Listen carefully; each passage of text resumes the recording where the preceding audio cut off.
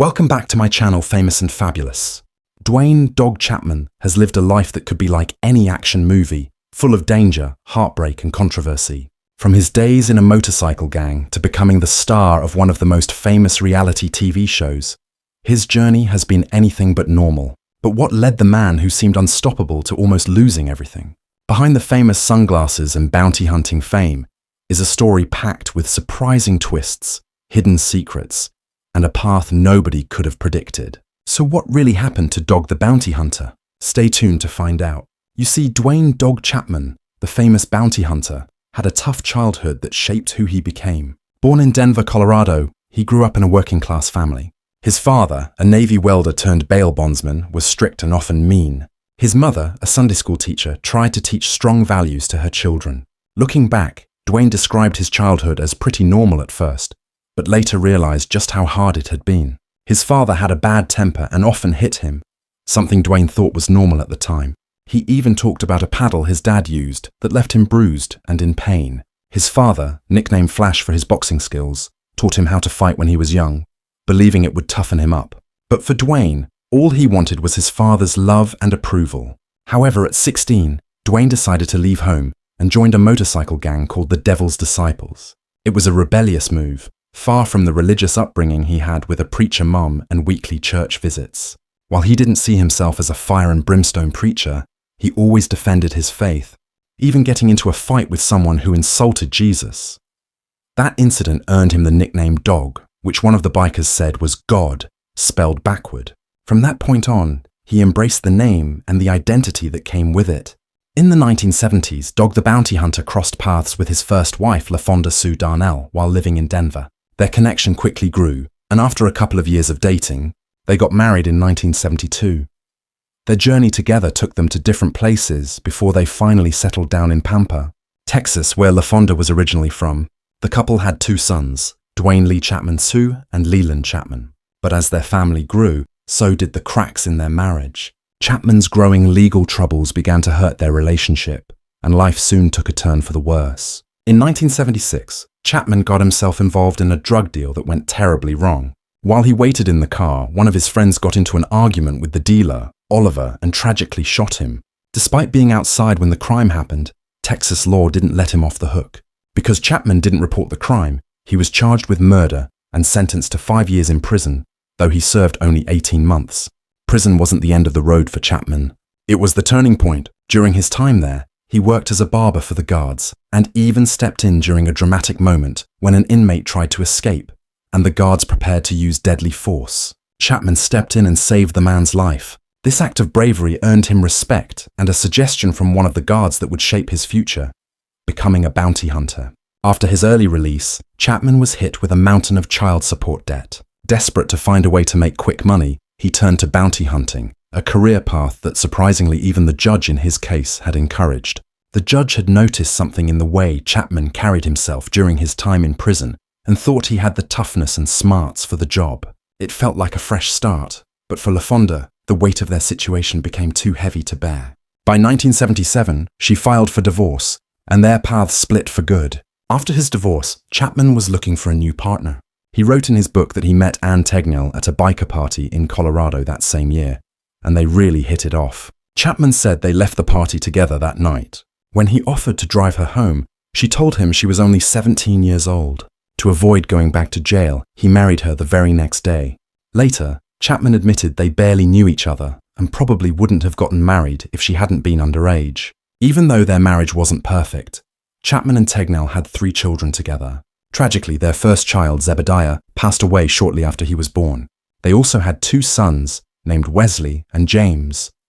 But the relationship couldn't handle the pressure, and they eventually divorced in 1982.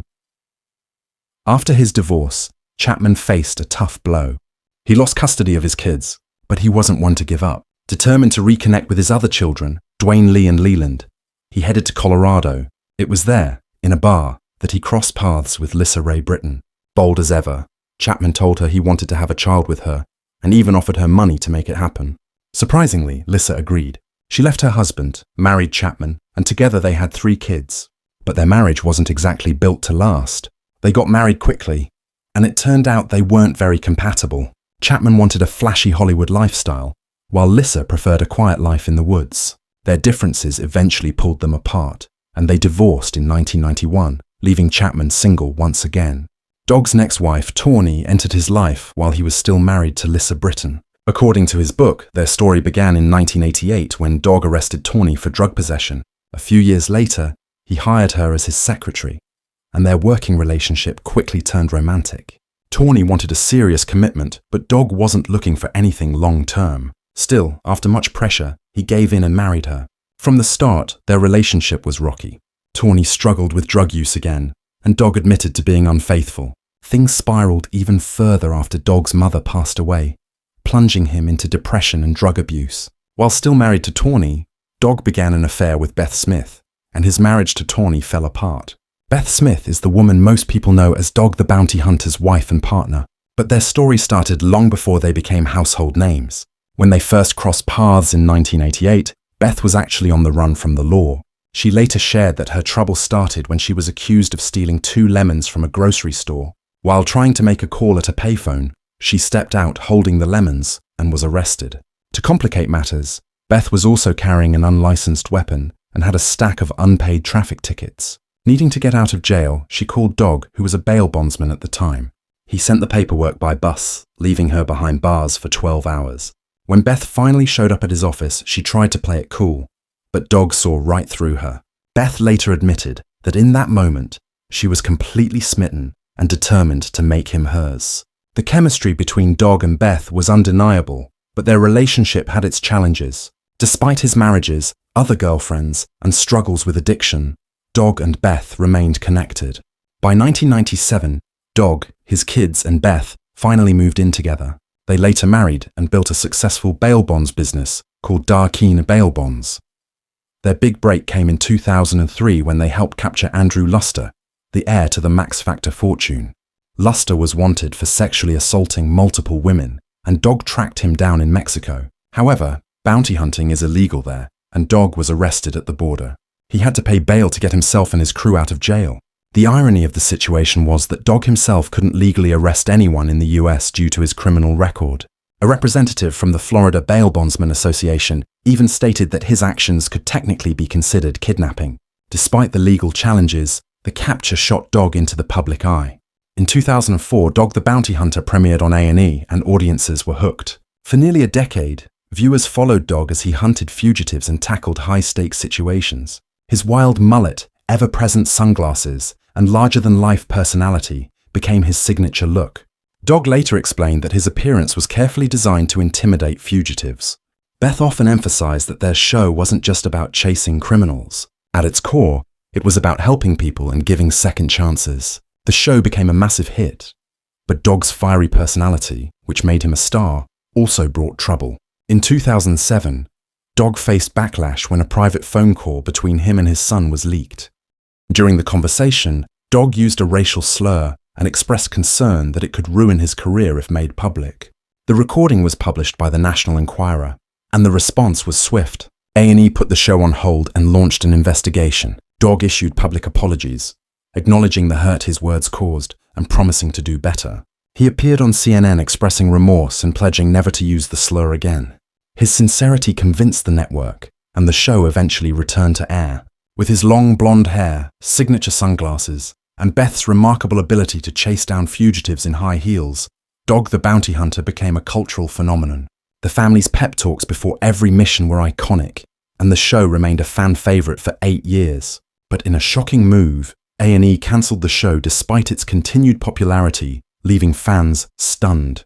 After stepping away from A&E, the Chapman family embraced a new chapter with their show Dog and Beth on the Hunt on CMT.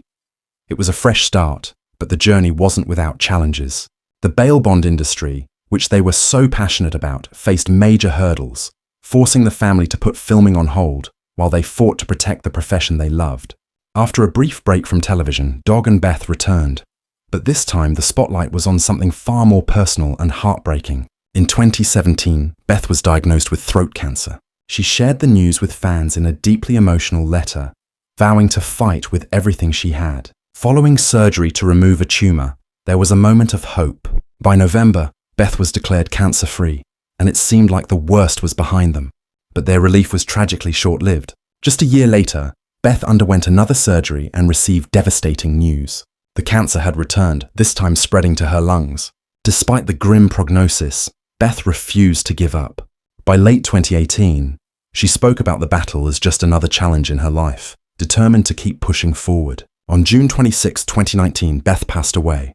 Dwayne shared the news, saying she had gone to heaven and was deeply loved. In her final moments, Beth didn't want to look at him.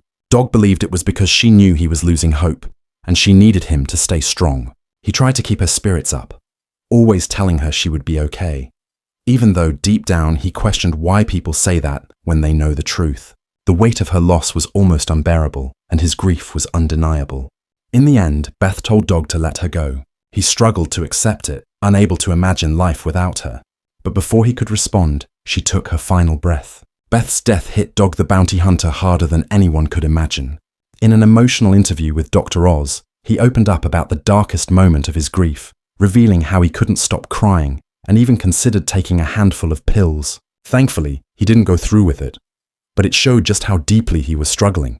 On top of his emotional pain, Dog was also facing serious money troubles. He shared with the Toronto Star that Beth's medical bills and the cost of supporting their large family had drained his finances. He was even on the brink of losing his home because he couldn't keep up with the mortgage. It was a tough time, and losing Beth only made everything feel heavier. A few months after her passing, Dog started experiencing chest pains and trouble breathing. At first, he brushed it off, thinking it was just heartbreak, his heart literally feeling broken. He told Fox 31 Denver that he thought it was all in his head.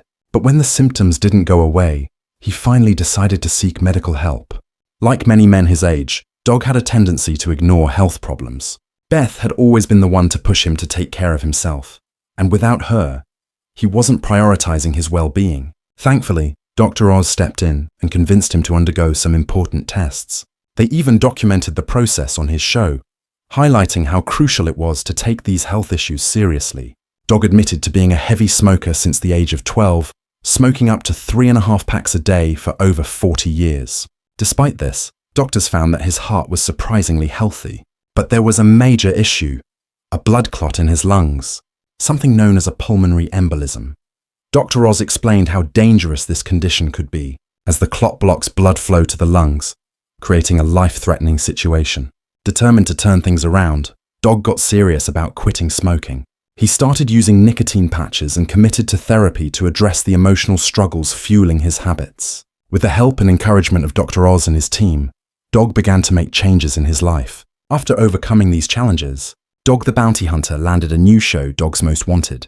On WGN, Dog the Bounty Hunter has built his reputation on taking down some of the country's most dangerous criminals. Among his high-profile captures was Leonard Trujillo Jr., a man with a long history of crime, including armed robbery and assaulting a police officer.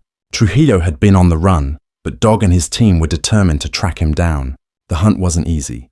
For 12 intense days, they followed Trujillo across southern Colorado, determined not to let him slip away. As the team closed in, they sent out a confident message that made it clear Trujillo's time was up. They weren't wrong. When they finally caught him, the arrest didn't come quietly. There was a scuffle, and Trujillo ended up with a bloody head. Even as he shouted insults, Dog and his team stood firm, jokingly referring to themselves as God's gangsters. That day wasn't just about Trujillo.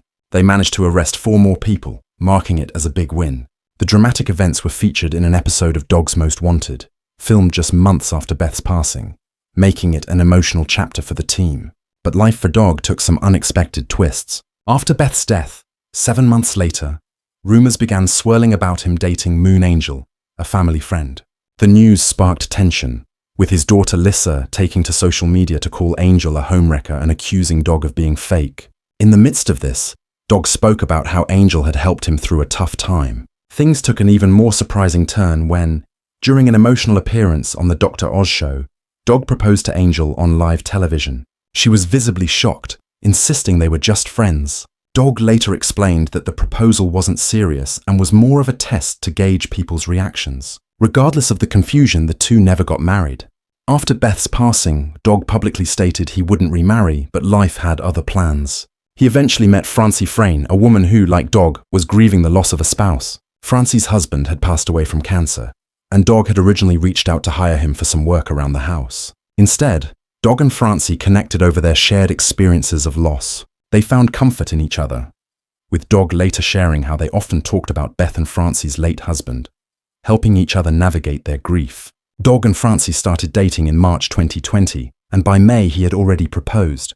Many people weren't happy about how quickly he seemed to move on from Beth, but Dog explained that if Beth were still here, she would have wanted him to find happiness. In September 2021, Dwayne and Francie tied the knot and began sharing glimpses of their life together on social media, posting photos and videos of their adventures. Not long after, Dog released a movie called Hunter's Creed, reflecting on his life after Beth's passing. He also signed a deal with a streaming service called Unleashed for a new show, Dog Unleashed, where he continued his pursuit of dangerous criminals. However, controversy struck in 2021 when Michael Donovan, the president of Unleashed, sued Dog, accusing him of making racist and homophobic remarks on set and illegally using a taser. The lawsuit claimed Dog used the taser to intimidate someone while filming the cancelled show, which would be illegal due to his prior murder conviction. Dog argued the taser was just a prop, though the lawsuit stated otherwise. In response, Dog's lawyers dismissed the accusations as payback from Donovan after their business deal fell apart. They promised the claims would be thrown out, and Dog vowed to sue Donovan for defamation once that happened.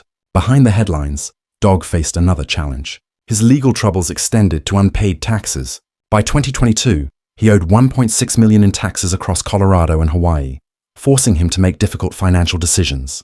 He sold the Colorado mansion he and Beth had purchased 13 years earlier for $750,000. With the housing market booming, he sold the property for nearly double its original price, bringing in about $1.59 million to help settle his debts. Dog the Bounty Hunter may not be on TV as much these days, but he's still finding ways to make headlines. Recently, he stirred up controversy during a public appearance with a televangelist, where he went on a rant against transgender influencer Dylan Mulvaney. His comments, which included misgendering Mulvaney and making threatening remarks, sparked backlash and reignited debate over his outspoken personality. Amid this controversy, Dog has embraced a new chapter in his life as a Christian influencer. He even wrote a book, 9 Lives and Counting, where he shares his journey to faith. Dog believes his purpose has shifted from bounty hunting to saving souls, viewing his new mission as a spiritual calling. Still, by his admission, he hasn't left his old self entirely behind. He describes himself as a Christian outlaw, someone who's just as passionate about chasing fugitives as he is about helping others find redemption.